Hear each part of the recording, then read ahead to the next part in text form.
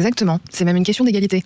D'où le choix de ce titre, la femme est un islamiste comme les autres, la femme est un islamiste comme un homme, la femme peut être aussi radicale qu'un homme, au-delà même de la seule question de l'islamisme. En fait, le déclic en France, il se fait en 2016.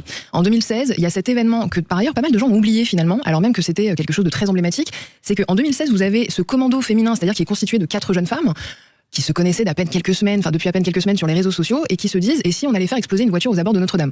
Alors heureusement, elles sont pas très bien entraînées. Aux abords de la cathédrale, tout près de la cathédrale. Exactement. Donc les dégâts allaient être quand même assez énormes, humainement parlant. Heureusement, très mal entraînées, elles confondent essence et diesel. Il y en a un qui brûle plus facilement que l'autre, heureusement, elles confondent.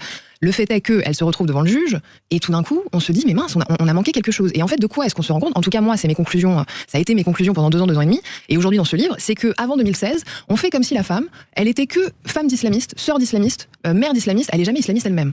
Et on découvre en 2016, stupéfiant, incroyable, que la femme est capable d'autonomie dans sa propre radicalisation. Et là, on tombe des nues. Et en fait, avant 2016, si vous voulez, on interpellait ces femmes uniquement dans le but de glaner des renseignements sur les hommes. On les relâchait tout de suite après. En 2016... C'était vraiment l'opinion générale que la femme n'est qu'une espèce d'auxiliaire et qu'elle a joué aucun rôle, quoi. Bah, c'était en tout cas l'opinion de ceux qui étaient décisionnaires. C'est-à-dire que c'était l'opinion des policiers, c'était l'opinion du judiciaire. Donc à partir du moment où ces gens-là considéraient qu'elles n'étaient pas dangereuses, bah, il se passait rien. Donc vous n'aviez aucun dossier ouvert sur ces femmes au judiciaire. À partir de 2016, vous avez le parquet et l'instruction qui se réunissent et qui disent en fait on peut pas continuer. On a manqué 50% du problème. On va toutes les réinterpeller. On va réouvrir les dossiers. On va ouvrir les dossiers et on va en faire quelque chose. Mais encore, c'est-à-dire qu'au début, elles étaient seulement correctionnalisées. Elles n'étaient pas criminalisées. C'est-à-dire que les hommes, ils allaient encourir la perpétuité devant les assises. Elles, c'était des petits délits mineurs. À un moment, ils se sont dit, ok, on va aller même aux assises pour les femmes. Donc ça s'est un peu égalisé judiciairement parlant. Mais moi, je considère qu'on n'en est pas... C'est pas encore réglé. Oui, et c'est le moins que l'on puisse dire. Mais alors justement, qu'est-ce qui fait alors? Déjà, je pense qu'il y a, moi en l'occurrence, alors est-ce que c'est mon éducation, est-ce que c'est mon expérience en tant que femme, je me suis jamais à titre personnel dit qu'une femme était moins capable qu'un homme d'être dangereuse. Statistiquement, effectivement, on pourrait se poser la question. Oui, parce qu'il y a plus d'hommes que de femmes.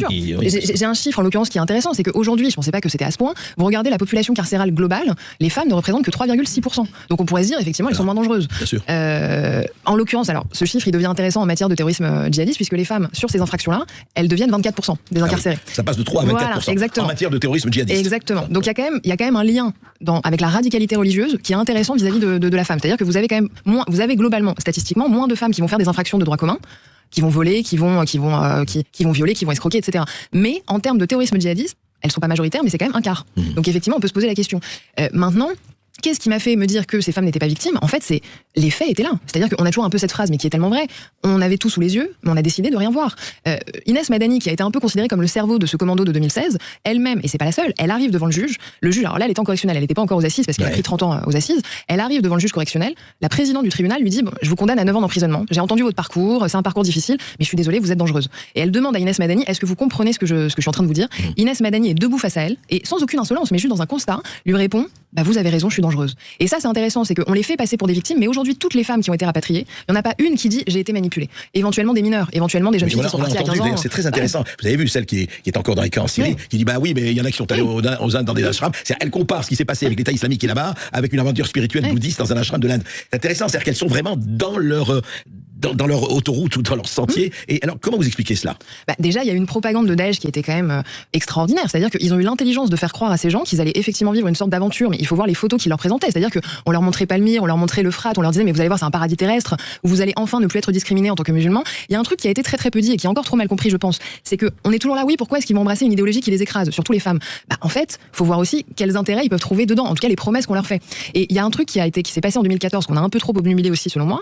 Abou Bakr al-Baghdadi, c'est-à-dire ce monsieur qui s'autoproclame calife et qui proclame le califat. Exactement. On est, je crois, fin juin 2014, me semble-t-il, le 29 juin 2014, il proclame le califat. Il a un discours, mais qui aurait dû nous faire réagir presque immédiatement.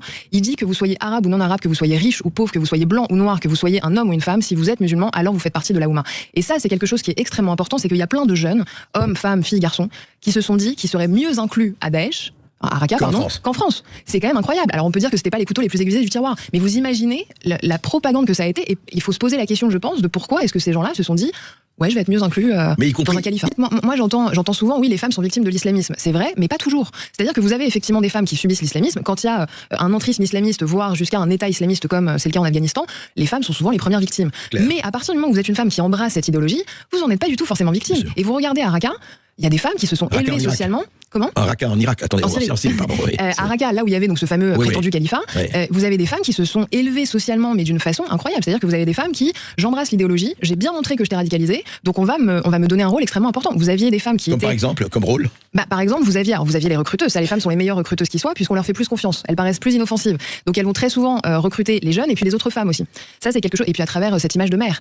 Non, mais tu comprends, moi je suis partie avec mon enfant. T'imagines bien que je mettrais pas en danger mon enfant si c'était si terrible. Bon, donc ce sont de très bonnes recruteuses. Elles ont été extrêmement violentes physiquement, parce qu'on parlait de violence idéologique, mais elles ont été extrêmement violentes physiquement. Vous avez là depuis quelques années des procès qui se tiennent. Le premier va arriver en France, mais vous en avez eu un certain nombre en Allemagne, contre des femmes, des hommes aussi, mais leurs épouses qui ont torturé ou qui ont contribué à torturer ou à ce que soit violé les hommes, quelquefois, elles étaient beaucoup plus, vous racontez, beaucoup plus féroces que les hommes. Vous avez la brigade Al-Khamsa. C'était la brigade des mœurs constituée de femmes qui surveillaient les autres femmes à Raqqa, donc pour vérifier si le voile était bien mis, etc. Vous avez des femmes revenantes en France qui ont témoigné du fait que quand elles étaient à Raqqa, elles préféraient même se faire arrêter par des hommes que par des femmes. Tellement elles étaient violentes. Et vous avez quand même Daesh, faut quand même y aller, Daesh qui a dit on arrête cette brigade, c'est trop violent. Vous imaginez si Daesh, vous imaginez si même Daesh dit oh là là là, c'est trop violent, c'est pas possible. C'est tout à fait ça, et je pense d'ailleurs que c'est le grand point commun entre les hommes et les femmes. Dans la radicalisation islamiste, dans la radicalisation tout court d'ailleurs, c'est ce côté, en tout cas c'est ce qui résulte de à peu près tous les témoignages de revenants ou de gens radicalisés qui sont même pas partis d'ailleurs. Il y a ce truc de je me sentais marginalisé pour des raisons différentes. Ici en Europe, en France, ailleurs. Et c'est des raisons qui sont d'ailleurs très souvent sociales. Ça c'est intéressant, c'est un truc qu'on n'a pas vu je pense, mais c'est des raisons souvent assez sociales. C'est je me sens marginalisé dans un pays qui est censé être inclusif avec à peu près tout le monde, que ça corresponde à une réalité ou un simple ressenti. Ces gens-là se sont sentis à un moment marginalisés et ils se sont dit c'est marrant, il y a ce discours-là qui me dit tu vas avoir un rôle. Pour les hommes, c'est tu vas être un grand combattant plein de virilité du djihad. Pour la femme, c'est tu vas être une mère, une sœur, et surtout, tu vas engendrer les futurs lionceaux du califat. La femme a un rôle qui n'est pas du tout vu comme un rôle passif, comme un rôle secondaire. Elle est combattante à sa manière. Exactement. C'est-à-dire qu'elle combat. Je vais m'exprimer ainsi, mais l'homme combat avec sa Kalachnikov, la femme combat dans le djihad avec son utérus, mais aussi même avec son savoir. Elle est encore bien plus connaisseuse des textes que l'homme, parce que c'est elle qui est le modèle de vertu et qui transmet aux enfants. Donc ça la rend même encore plus rigoriste, oui. Ouais, et c'est très intéressant parce que effectivement, des gens peuvent se dire, mais oui. Vous racontez comment, je voudrais revenir justement sur les fondamentaux de tout cela.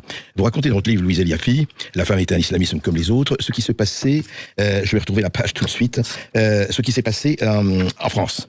Ici en France, donc parce que pour les Gomènes, et le début se passe toujours quelque part dans les pays d'origine et tout qu'en Europe. Mais je voudrais rappeler ce que vous écrivez. Le 2 avril 2024, il n'y a pas si longtemps, quelques mois, 2 filles et un garçon âgés de 14 à 15 ans ont roué de coups leur camarade Samara à la sortie de son collège à Montpellier, dans le quartier de la Mosson. Tombée dans le coma, la jeune fille n'en sortira que 2 jours plus tard. Le mobile des agresseurs, ils auraient été furieux de voir une photo postée par la jeune fille la montrant tête nue, pas plus. Les tensions de l'adolescente de l'une de ces agresseuses voilées, elle, duraient depuis plusieurs mois. La seconde avait été même exclue à plusieurs reprises de l'établissement pour avoir menacé la première. Avant de changer de version, la mère de Samara a indiqué que sa fille se faisait traiter régulièrement de couffard, mécréante ou de cabas pute en raison de ses tenues à l'européenne. Donc, le fondement, c'est quand même ça. C'est ici. C'est la maman et la putain, ou la putain. Exactement. C'est donc quelque chose qui fait que il y a une culture, une civilisation, appelons comme on veut, et vous pensez que c'est tout à fait lié à ce qui s'est passé, et ce qui s'est passé quelques années avant, tout est lié, cette culture-là, et les envois en Syrie, et les gens qui ont rejoint, c'est lié? Alors, moi, en l'occurrence, je considère pas forcément que c'est un fait culturel, parce que là, en l'occurrence, l'anecdote que vous venez, l'infraction, plus qu'une anecdote, qui a eu lieu en avril dernier, pour moi, c'est un fait assez universel. Je m'explique. On va toujours mettre sur les épaules de la femme un peu la vertu ou la décadence d'une société. C'est-à-dire qu'on surveille un peu toujours le comportement d'une femme, et effectivement, dans l'islamisme, comme ça a été le cas dans pas mal d'autres radicalités, notamment religieuses, il y a cette dichotomie entre, effectivement, la Vierge et la putain. Quand vous avez une femme voilée... Ou la maman et la putain. Ou la maman et la putain, exactement. La maman étant, finalement, la suite un peu logique, entre guillemets, de la Vierge. Mais on peut pas passer par autre chose. Là, en l'occurrence, que vous décrivez...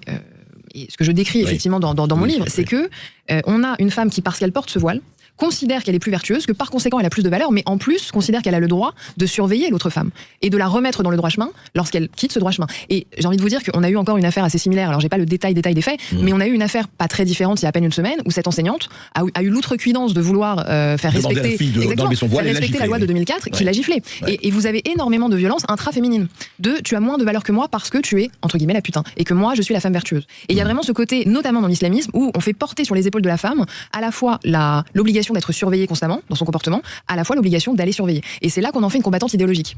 Et d'ailleurs à l'école, vous savez, vous avez chaque année des chiffres sur la laïcité au lycée qui sont toujours de plus en plus accablants. Et ben on s'intéresse toujours à la communauté d'origine des personnes, ce qui n'est pas illégitime comme donnée. On s'intéresse jamais au sexe. Or, si vous regardez les dernières études qui sortent un peu chaque année par l'IFOP, les filles, en termes de chiffres, sont beaucoup plus que les garçons dans la défiance envers la laïcité. J'ai un chiffre à vous donner si ça vous intéresse. Oui, bien sûr. Vous savez, vous avez toujours cette question, est-ce que vous condamnez les auteurs des attentats? Et ben, là, les derniers chiffres, alors je crois que ça date de 2023, 2022 peut-être, ou plus tard. Les garçons sont 7% à ne pas condamner les auteurs des attentats, les filles sont 13% à refuser de le faire. C'est-à-dire qu'on est près du double. Oui. Parfois, en tout cas, ça pose question. Mais alors justement, mais on est tout le temps dans cette culture de ce paradoxe. Alors on dit tout ça et en même temps, justement, vous parlez, par exemple, de ces femmes. On sait qu'il y a la polygamie, que voilà, il peut y avoir plusieurs femmes, etc. Et il y en a effectivement en culture occidentale, disons l'ancienne culture occidentale, qui s'insurge. Mais beaucoup disent oui, mais c'est absolument normal, etc. Et surtout, alors vous le dites, quand on est veuve de djihadistes, quand on est veuve de quelqu'un qui a combattu justement et qui est mort, voilà, pour la cause, eh bien, et son statut social et autres devient beaucoup plus fort. Tout à fait. Et d'ailleurs, vous avez des exemples très français, parce que vous prenez Souad Merah, dont on a très peu parlé, mais qui est la grande sœur de Mohamed Merah, qui a beaucoup contribué avec la mère de Mohamed Merah à ce que Mohamed Merah se radicalise. Souad Merah était considéré, c'est pas moi qui le dis, c'est les autorités. Elle était un peu sa maîtresse à penser, je dirais. Avec le grand frère et la mère. C'est-à-dire que c'était un peu le trio, mais notamment, c'était vraiment la sœur apparemment qui était le pilier radicalisant de la famille Merah. Souad Merah, en tant que sœur, alors déjà, anecdote, mais Souad Merah va voir le corps de son frère, après qu'il se soit fait tuer, elle va voir le corps de son frère et elle dit « Mon petit Mohamed, je suis fière de ce que tu as fait ». Et la mère de Mohamed Merah, je ne sais pas si vous vous souvenez, avait dit elle-même « Je suis fière de ce que mon fils a fait, il a mis la France à genoux ». Il a combattu. Elle respecte, enfin en tout cas ses convictions ou sa croyance. Puis vous dites, le voile c'est quand même, vous n'êtes pas la seule, c'est un passage à autre chose. Est-ce que vous considérez le voile comme un passage vraiment à autre chose? Alors ça ne l'est pas systématiquement, mais c'est ça c'est là où réside toute la complexité et la nuance à rappeler dans le voile, c'est que, moi je l'écris comme ça, c'est pas une posture, c'est la réalité du terrain. Toutes les femmes voilées ne sont pas radicalisées, mais le fait est que toutes les femmes radicalisées sont passées par le voilement. Vous n'avez pas de femmes radicalisées qui se soient pas voilées à un moment, ça n'existe pas. Donc en fait, qu'est-ce que ça veut dire? Ça veut dire qu'on peut pas accuser toute femme qui décide de porter le voile d'être une dangereuse extrémiste, et en même temps on ne peut pas non plus sous-estimer le fait que le voile est l'instrument ultime de l'entrisme islamiste. C'est-à-dire que comme toute idéologie totalitaire, ça c'est quelque chose qu'il faut rappeler. L'islamisme est une idéologie totalitaire entre guillemets comme les autres, et donc ils vont se servir d'un vêtement, là en l'occurrence le voile, pour en faire un curseur du succès ou non de leur mouvement. C'est-à-dire que regardez, pour creuser dans les interstices du exactement, système. Exactement. Et il y a un autre objectif aussi de la part des islamistes qu'il faut bien préciser, je crois, c'est que l'objectif, et ça se voit beaucoup dans des associations de prétendue lutte contre les discriminations, on essaye de faire de la femme musulmane et de la femme voilée une seule et unique personne. Ça n'est pas forcément synonyme. Toute musulmane doit être voilée, exactement, et toute voilée est une victime, etc. C'est ça. Et vous avez des associations qui prétendument luttent contre les discriminations à l'encontre des femmes musulmanes, qui en fait ne font que la promotion du voile. Donc voilà. Et ça c'est l'objectif de tout confondre, effectivement. Ça évidemment.